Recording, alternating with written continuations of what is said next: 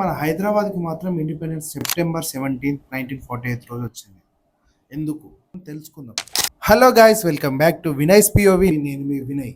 ఈరోజు మనం మాట్లాడుకోబోయే టాపిక్ వచ్చేసి తెలంగాణ విమోచన దినోత్సవం.